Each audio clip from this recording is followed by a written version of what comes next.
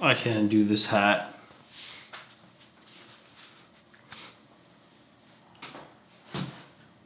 People at work actually used to watch my videos, or they probably still do, and they said that they weren't really messing with the hat. So my divorced dad hat is out for today.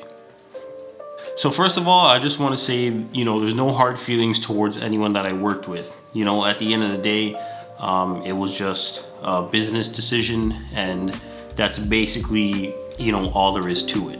So anyway, so what is this all about? So as of yesterday, which was December 7th at 4 p.m., I unfortunately lost my job. I don't want to say it was unexpected because of the way it was set up, but I'm going to explain that in a little bit. So as Murphy's Law states, anything that can go wrong will go wrong, but that's not to say that I'm a pessimist or anything like that. I didn't expect anything from that job considering my level of formal education, let's call it, which is obviously only high school compared to someone, say like my girlfriend, who has a degree that took her 4 years to acquire. I worked there for just shy of a year. I'm pretty sure I started there on like January 8th or something like that of this year, meaning 2020. So what I wanted to do was I kind of wanted to make a video talking about what you should do or what you should know when it comes to entering the workforce without having like a post-secondary education, because every job that I've had so far, like anybody can get. This video doesn't really have an age restriction, whether you're older than me, younger than me, it doesn't really matter. So the first thing I would tell you is to treat work like school, but that doesn't mean you should go and do drugs on your lunch break or anything like that. But what I mean by that is talk to as many people as you can and make connections. Like get on people's good side, and even that can take you a long way. Even if it doesn't help you professionally, you still have friends that you made from work. Like I know of 3 or 4 people that I can call right now that are my friends. They weren't my work friends. Like I consider them like my actual friends.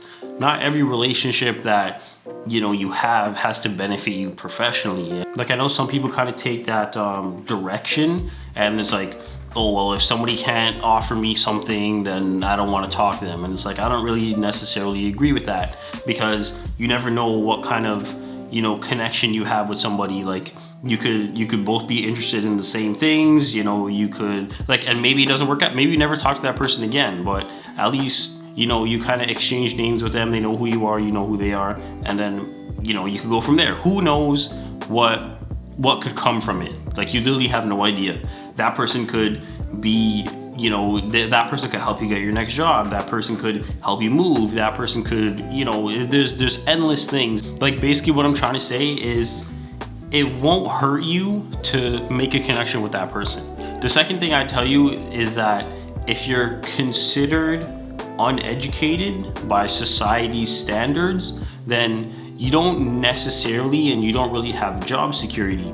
And the reason I say that, as bad as it sounds, is you don't provide any value to companies. You don't necessarily have any skills. Like I'll give you an example. At work, we had contractors in and out of the facility all day. I'm talking electricians, HVAC technicians, different types of installers, all these guys and all these kind of trades making, who knows how much money. But the reason that they were there is because they had the skills that paid the bills. When I worked there, in the position that I was working at, I didn't have any marketable skills. I didn't necessarily separate myself from the crowd.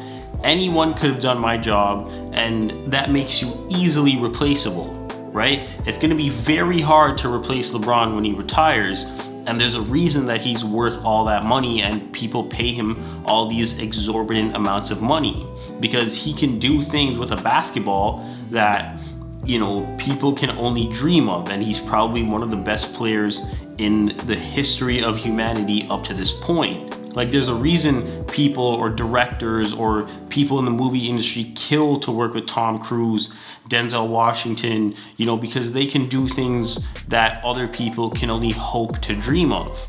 The third thing I'd say, kind of, contradicting myself on the previous point, is that even if you do have a formal education, your job still isn't necessarily guaranteed in any way. COVID-19 obviously took the world by storm, and I've read and heard of people that lost their jobs at places they were working at for 10, 15, 20 years. And I don't want to sit here and say that, I'm a pessimist. I prefer to be a realist or realistic, but, really and truly, there's only two things in life that are certain, and that's death and taxes. One thing that I've come to realize is that nothing lasts forever. Don't get it twisted. I had immense amounts of fun at that job, and the people that I worked with, and they were excellent to work with. And another thing that I've realized is that it's so easy to get caught up in the moment of some issue being brought up at work, or this person said that, or whatever it is, and whatever problem arises, and then we lose track of the good times. I think about this all the time.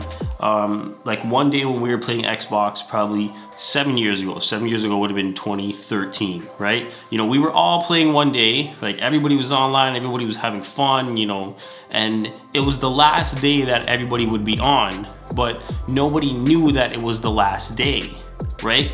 Yesterday morning was the last day that I would possibly be working with all those people at work, but nobody knew it until we obviously got the news. So I think in that, kind of trying to keep that mindset, I think it's important to try and see the bigger picture in all of the situations that you're involved in.